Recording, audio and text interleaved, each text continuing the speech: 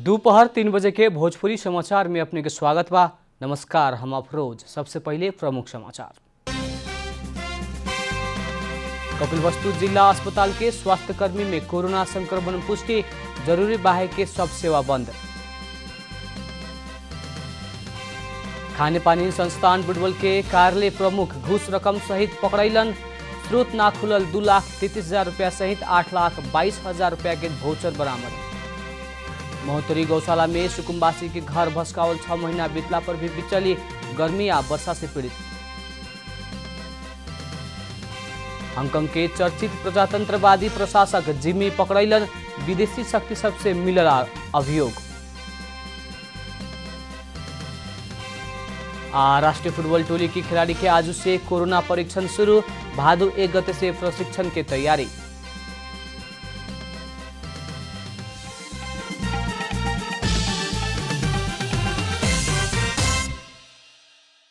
अब पूरा समाचार। कपिलवस्तु जिला अस्पताल के स्वास्थ्यकर्मी में कोरोना संक्रमण भइला बाद जरूरी बाहे के सब सेवा बंद कइल गेल बा। अस्पताल के विभिन्न फाट में काम कर रहल कर्मचारी में कोरोना पुष्टि भइला बाद जरूरी बाहे के सब सेवा बंद करे के निर्णय कइल अस्पताल के मेसू किशोर बंजारे बतौलन। अस्पताल के आंतरिक बैठक से कइल निर्णय मुताबिक संक्रमण के संभावित जोखिम में रहल सबके स्वाब परीक्षण रिपोर्ट ना आवला तक ज्यादा जरूरी इमरजेंसी बाहे के सब सेवा बंद रही। एतवार के अस्पताल के एगो नर्सिंग कर्मचारी, एगो लैब के कर्मचारी, एक्सरे या ओपीडी में काम करे वाला कर्मचारी सब में कोरोना संक्रमण पुष्टि भइल रहे। अभी तकले कपिलवस्तु जिला अस्पताल में काम कर रहल 6 जने स्वास्थ्यकर्मी में कोरोना पुष्टि भइल जिला स्वास्थ्य कार्यालय जनौले बा। अस्पताल में काम कर रहल एगो कर्मचारी 2 महीना पहले संक्रमित भइल रहली, वहाँ कोरोना के जीत के काम में लौटल रहली। अस्पताल में स्वाब संकलन करते आइल लैब असिस्टेंट भी संक्रमित भइल बाड़न, वहाँ भी आइसोलेशन में बाड़न। अख्तियार दुरुपयोग अनुसंधान आयोग के टोली नेपाल खानेपानी संस्थान बुटवल के कार्यालय प्रमुख के घूस रकम सहित पकड़ लेबा। आयोग के केंद्रीय कार्यालय टंगाल से खटल टोली कार्यालय प्रमुख इंजीनियर संतोष शाह के धादिङ के धुनी बेसी नगरपालिका 8 खानी खोला से पकड़लख। उनकर साथ से स्रोत ना खुलल 2,33,500 रुपया नगद आ बैंक में रकम जमा कैल 8,22,000 रुपया के भौचर बरामद भइल अख्तियार के प्रवक्ता तारानाथ अधिकारी जानकारी देहनी। इंजीनियर शाह खानेपानी शाखा कार्यालय सबके विभिन्न व्यक्ति सबसे घूस रकम लेके काठमांडू तरफ आ रहल सूचना के आधार में अख्तियार के टोली खटल रहे। खानेपानी संस्थान बुटवल के लू 195 नंबर के गाड़ी के रोक के इंजीनियर शाह के अख्तियार के टोली नियंत्रण में ले रहे। उनकरा पर थप अनुसंधान हो रहल अख्तियार के प्रवक्ता अधिकारी जानकारी देहनी। देश भर कोरोना वायरस संक्रमण बढ़ते गईला से के कारण सरकार से जारी कैल स्वास्थ्य मापदंड कड़ाई के साथ पालना करेवा खातिर गृह मंत्रालय प्रहरी तथा स्थानीय प्रशासन सबके फेर निर्देशन देहले बा। ऐसे ही मास्क न लगा के चले वाला के कार्रवाई करला भी गृह निर्देशन देहले बा। गृह के मुताबिक अभी तकले देश भर मास्क प्रयोग न करके चले वाला करीब 3,95,000 के नियंत्रण में लेके साझा समझा बुझा के छोड़ला कुछ के जरिमाना समेत तिरौले बा। अभी तकले अनुमति बिना काठमांडू उपत्यका प्रवेश करके खोजल करीब 7,600 सवारी साधन आ करीब 19,400 यात्रु सबके प्रवेश नाका से ही फिरता कैल गृह जनौले बा।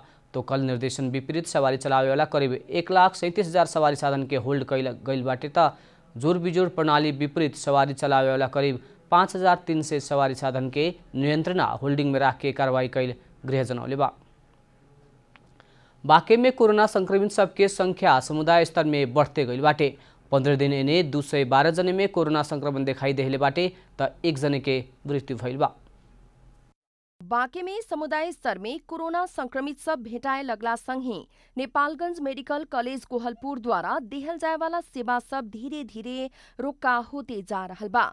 अस्पताल में कोरोना संक्रमित के मृत्यु होखे के आयल बीमार में कोरोना देखा पड़ला बाद अस्पताल के कर्मचारी आ डॉक्टर सबके आइसोलेशन में राखल गइल बा।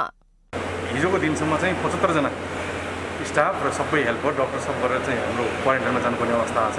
अब त्यो 75 जना सबै इन्भल्भ भएको हिसाबले हामीले लेबर रुम चाहिँ बाध्यतावश हामीले बन्द गर्नुपर्ने अवस्था छ अहिले। अब यो बन्द गरिसकेपछि त्यो पेसेन्टहरूलाई त डेफिनेटली असर परेकै छ र उहाँहरूलाई चाहिँ हामीले नेपालगञ्ज नर्सिङ होममा र भेरीमा सिफ्ट गरिरहेछौँ। अब हाम्रो दैनिक चाहिँ हाम्रो 15 देखि 20 जना चाहिँ डेलिभरीको केसहरू आउनुहुन्थ्यो सिजरिनको लागि। त्यो केसहरू सबै हामीले अन्तर रेफर गर्नुपर्ने अवस्था भएको छ। अब अहिलेसम्म हाम्रो हस्पिटलले सब आफ्नो बल बुताले भ्याएसम्म हामीले म्यानेज गर्ने कोसिस गरिरहेछौँ। साउन 23 गते अस्पताल भर्ना भइल महिला में निमोनिया के लक्षण देखा पड़ल रहे। उनका अस्पताल भर्ना होते ही डॉक्टर सब से शंकास्पद रूप में लेहल गए रहे।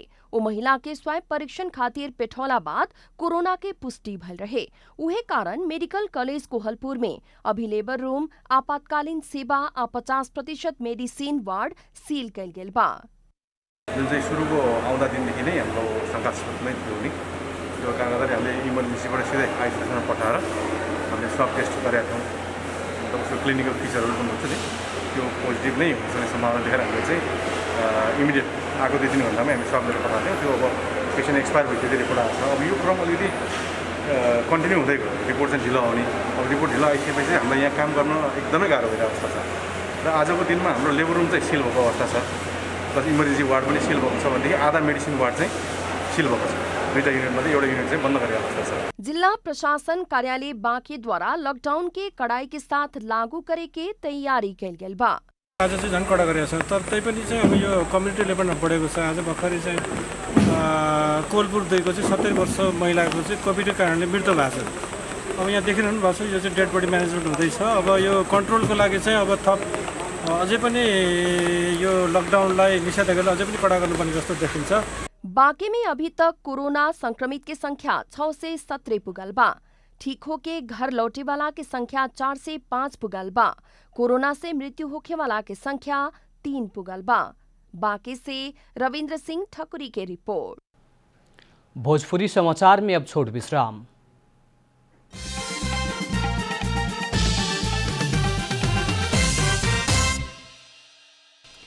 भोजपुरी समाचार में अब थप समाचार। लमजुङ में आइसोलेशन आ क्वारेंटाइन व्यवस्थापन के जिम्मा स्थानीय तह के देहल गइल बाटे। जिला स्थित कोरोना रोकथाम तथा नियंत्रण खातिर गठित crisis management centre CMC isolation आ क्वारेंटाइन व्यवस्थापन के जिम्मा स्थानीय तह के देलक। इससे पहले लमजुङ के क्वारेंटाइन आइसोलेशन व्यवस्थापन के जिम्मा CMC लेहले रहे। व्यवस्थापन खातिर प्राविधिक कठिनाई होते गइला बाद CMC बैठक निर्णय करके स्थानीय तह के जिम्मेवारी सुम्पलक। अहिले हामी सुरुमा जिल्ला स्तरीय क्वारेन्टाइन भनेर जिल्लामा चाहिँ सबै पालिकाका नागरिकहरूलाई राख्ने गरी व्यवस्थापन गरेका थियौँ। तर स्थान अभाव र चाहिँ खर्चको व्यवस्थापन गर्न अप्ठ्यारो पर्ने कारणले गर्दा, टेक्निकल प्राविधिक कारणले गर्दा हामीले अहिले सम्बन्धित पालिकाको नागरिकहरूलाई सम्बन्धित पालिकाभित्र नै क्वारेन्टाइन व्यवस्थापन गर्ने गरी त्यही अनुसार अगाडि बढेका छौँ। CMC लमजुङ में 5 गो जिला स्तरीय क्वारेंटाइन 100 बेड क्षमता के 3 गो आइसोलेशन व्यवस्थापन कैले रहे। स्तरमा व्यवस्थापन गरेका छौँ, त्यस्तै खालको चाहिँ पालिकामा पनि व्यवस्थापन गर्नुहुन्छ र त्यसको मोनिटरिङ गर्ने र चाहिँ सुरक्षाको पाटो र मोनिटरिङ गर्ने, स्वास्थ्यको मापदण्डहरू भए नभएको कुराहरू हेर्ने काम चाहिँ हामीले गर्छौँ। इससे पहले भारत लगायत विदेश से आयल सबके तनहु के डुमरे से सुरक्षित ले आके जिला स्तरीय क्वारेंटाइन में राखत रहे। लमजुङ में अभी तक ले 111 जने में कोरोना संक्रमण दिखाई देला पर भी समुदाय स्तर में संक्रमण नहीं खे देखल गई। महोत्तरी स्थित निगौल गौशाला के जग्गा में बनल घर टहरा भूमि व्यवस्था सहकारी तथा गरीबी निवारण मंत्री पद्मा अर्याल के नेतृत्व में 6 महीना पहले भस्कावल गए रहे। वर्षों से वहाँ रहते आइल 30 घर टहरा भस्का के 15 कट्ठा जमीन खाली करावला पर भी गरीबा सुकुम्बासी परिवार 6 महीना से सड़क में ही त्रिपाल टांग के बैठ रहल बा।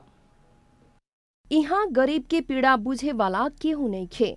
महोत्तरी के गौशाला के 85 बरिस के चंद्रकला राउत घर के अंगना में अभी भी रो रहल बाड़ी। रोते रोते चंद्रकला बार बार मूर्छित हो खेली। वर्षों लगा के खड़ा कैल गेल घर भस्कावेला भूमि व्यवस्था तथा गरीबी निवारण मंत्री पद्मा अर्याल लगायत के टोली 6 महीना पहले हेलीकॉप्टर में आयल रहे लोग। बहुत दुख भोग रहल छै, छबेलवा बहुत दुख देके गेल, बड़ी दुख देके गेल। हम ये चाहे कि क्षतिपूर्ति दिया तो कुछ सामान न निकले पर ये जमीन हमरा सबके रोजगारिया आदमी छिकी ये चाहिए। 6 महीना बीतल जा रहा है, अभी तक कोई मेयर साहब आए न, गाय गौशाला कोई कर्मचारी आए कि क्षति करूँ न करूँ। वोट लेवे टाइम में सब कहे कि हम खातिर में तो एको बेरी न वादा करे आए न मेयर साहब आए न सभासद आए। अब एको बेर देखे कि सब कौन दुख में कथी कथी करे एको बेरी सब देखे न आए। 45 डिग्री तापक्रम में अभी चंद्रकला के 26 जने के परिवार सड़क में बड़न सन। त्रिपाल से ना ही घाम छेकाला ना ही पानी। 3-3 जने बेटा पतोह आ 11 जने नाती नातिन के सहित ओ घर में रहते आयल रहली चंद्रकला। चंद्रकला रहल जगह सरकारी स्वामित्व के निगौल गौशाला के है। कुछ न निकाला सकली सर। देखिए मुसलमान के घर में रही नोटिस टांगल तो ओकर छोड़ देलकै, पैसा चुका देलकै बिपिन बिहारी के यानी के कते के घर के सबके नोटिस टांगल तो सब पैसा देलकै त रातों रात बिका गेलै। मंत्री अरियाल आ स्थानीय तह के जनप्रतिनिधि द्वारा 1 महीना भीतरे सुकुम्बासी आ गरीब परिवार के सरकारी जगह में नया घर बना देवे के आश्वासन देहल गए रहे, लेकिन ओइसन ना भइल। कोरोना के कारण देखावत बहाना कर रहल बाड़न जनप्रतिनिधि सब। कोभिड-19 को कारण सबै पछाडि परेको मन्त्रीजीसँग मेरो सल्लाह भएको थियो, छलफल भएको थियो। उहाँले अब ठिकै छ, उहाँहरूले 3 जना कुटुम्बवासी हुनुहुन्छ, 3 जनालाई जग्गा उपलब्ध गराउने भन्ने कुरा हाम्रो बीचमा नगरपालिका र मन्त्रीजीको बीचमा छलफल भएको थियो। पीड़ित परिवार के व्यवस्थापन में कोरोना के कारण कठिनाई भइल निगौल गौशाला के निमित्त प्रमुख अमृतकर्ण जानकारी दिले बानी। अहिले लकडाउनको कारणले ल्याइएको हो र त्यो पनि नहुँदा अब चाहिँ सहज भएमा तिनीहरूलाई बासको लागि प्रोसेस थालिएको छ। केही दिन मात्रै हो, त्यसपछि हामीले तिनीहरूलाई गर्ने काम चाहिँ गरिरहेको छौँ भनेर भन्नुहुन्छ। गौशाला के 200 बीघा जगह मध्ये 157 बीघा के लाल पूर्जा भइला पर भी 52 बीघा जगह भुला रहल स्थानीय सबके कहनाम बा। महोत्तरी से नवीन प्रियदर्शी की रिपोर्ट। विकसित देश के तुलना में नेपाल में कृषि बाली में विषादी के प्रयोग कम मात्रा में हो रहल तथ्याङ्क बाटे, लेकिन मापदण्ड अनुरूप विषादी के प्रयोग ना भइला से मानव जीवन आ वातावरण में नकारात्मक असर बहुते ज्यादा बा। विकसित देश में प्रति हेक्टर में 2 किलोग्राम तक विषादी के प्रयोग भइला पर नेपाल में औसत में प्रति हेक्टर में 396 ग्राम तक विषादी के प्रयोग होखेला। यी बहुते न्यून मात्रा है। नेपाल में प्रति हेक्टर विषादी को खपत 396 ग्राम खास 20 प्रति हेक्टर चाहिँ खपत भएको छ। तर विकसित देशको चाहिँ देशवाइज गर्दाखेरि के हुन्छ भने धेरै छ, 2 किलो भन्दा माथि छ प्रति हेक्टर। इतना कम विषादी के प्रयोग करे वाला देश नेपाल में एकर असर बहुते कम होके पड़े वाला सब केहू के धारणा आवेला, लेकिन वास्तविकता ठीक विपरीत बाटे। विकसित देश के तुलना में नेपाल में एकर असर बेसी बाटे। आखिर काहे ऐसन हो रहल बा? किसानले चाहिँ के हुन्छ भने जुन किसिमले एउटा मापदण्ड एउटा चाहिँ नियम कानुनको परिधिभित्र प्रत्यक्ष अवधि चाहिँ उहाँले बस्नुपर्ने त्यो सबै चाहिँ प्रावधानहरू चाहिँ उनले पालना नगरेको कारणले गर्दाखेरि हामी कहाँ चाहिँ के हुन्छ भने असर चाहिँ प्रभाव चाहिँ बढी छ। नेपाल में अभी तक 3035 को व्यापारिक नाम के विषादी आ 170 को वैज्ञानिक नाम के विषादी सब दर्ता होके प्रयोग में आयल तथ्यांक बाटे। एकरा सामान्य रूप में ना लेवे के चाही। कीड़ा लगला बाद तरकारी या कृषि बाली में विषादी राखी के पड़ी कहवाला सोच भी कृषक सब में बाटे। विषादी के बदले जैविक प्रविधि के प्रयोग भी बढ़ा सकल जाला, लेकिन विकल्प कुछो नहीं खे। अब विषादी प्रयोग कर ही पड़े वाला दुकानदार के सुझाव से भी विषादी के प्रयोग के बारे में ध्यान देवे के पड़ी। पसलेको भरमा चाहिँ विषादी छान्ने होइन, पहिला आफूले सोच्नु पर्यो, प्राविधिकको सरसल्लाह लिनु पर्यो। विषादी छान्दाखेरि भर्छ कि रातो चाहिँ विषादी चाहिँ लेबलमा लेखे हुन्छ, रातो विषादी छान्नु हुँदैन, पहेँलो विषादी छान्नु हुँदैन।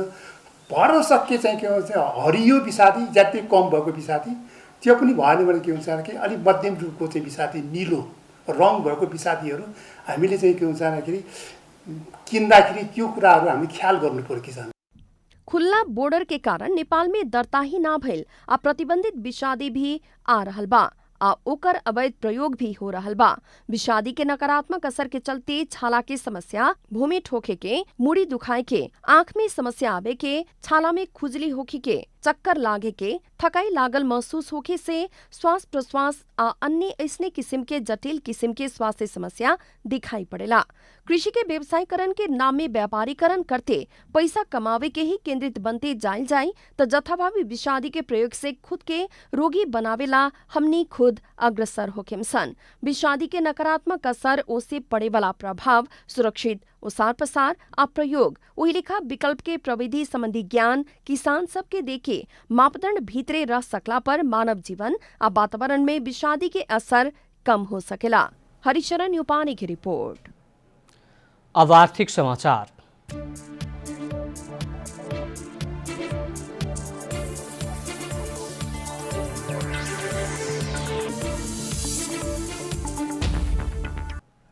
एतवार से घट के शुरू भइल सोना के भाव आज वो घटल बाटे। कालू के तुलना में आज सोना के भाव तोला में 200 रुपया से घटल बाटे। छापा वाला सोना प्रति तोला 1,02,400 रुपया में कारोबार हो रहल नेपाल सुन चाँदी व्यवसायी महासंघ जनौले बा। कालू छापावाला सोना प्रति तोला 1,02,600 रुपया में किनबेच भइल रहे। वैसे ही तेजाबी सोना प्रति तोला 1,01,900 रुपया में कारोबार हो रहल बा। चांदी के भाव भी तोला में 15 रुपया घट के प्रति तोला 1,395 रुपया में किनबेच हो रहल बाटे। अंतर्राष्ट्रीय बाजार में सोना प्रति औंस $2,029 हाराहारी में किनबेच हो रहल बा। भोजपुरी समाचार में अब छोट विश्राम।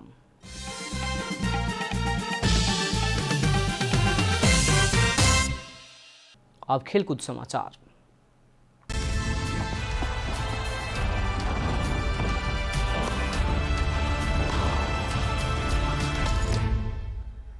राष्ट्रीय फुटबल टोली के खिलाड़ी के आज से कोरोना परीक्षण शुरू भइल बाटे। फीफा विश्व कप छनौट के औपचारिक तैयारी शुरू होने से पहले अखिल नेपाल फुटबल संघ एन्फा कर्मचारी या खिलाड़ी सबके कोरोना परीक्षण करावे लागल हुए।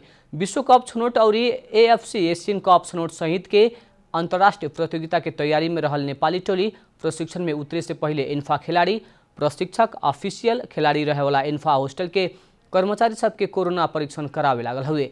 आज से क्वारंटाइन में रहल 33 खिलाड़ी सहित सबके PCR परीक्षण के क्रम शुरू भइल एन्फा जनौले बा।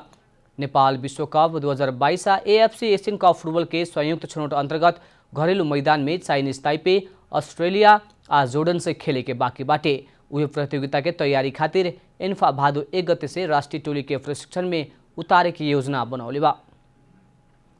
अंत में प्रमुख समाचार फिर एक बेर। कपिलवस्तु जिला अस्पताल के स्वास्थ्यकर्मी में कोरोना संक्रमण पुष्टि, जरूरी बाहेक के सब सेवा बंद।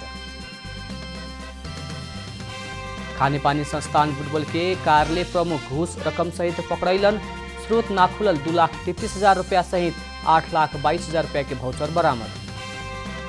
महोत्तरी गौशाला में सुकुम्बासी के घर भस्कावल 6 महीना बीतला पर भी बिचलिए गर्मी या वर्षा से पीड़ित। हांगकांग के चर्चित प्रजातंत्रवादी प्रकाशक जिमी पकड़ैलन। विदेशी शक्ति सबसे मिलल अभियोग।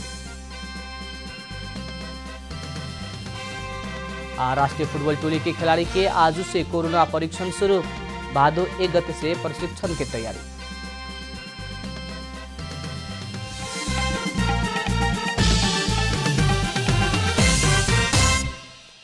भोजपुरी समाचार अभी खातिर इतना ही। जनता द्वारा जनता खातिर प्रसारित जनता टेलीविजन के कार्यक्रम सब यूट्यूब, ट्विटर, फेसबुक हमने के वेबसाइट जनतासमाचार.com में भी पढ़ा देख सकत बानी। सूचना में अपने के सहभागिता, समय में समाचार हमने के प्रतिबद्धता। प्रणाम।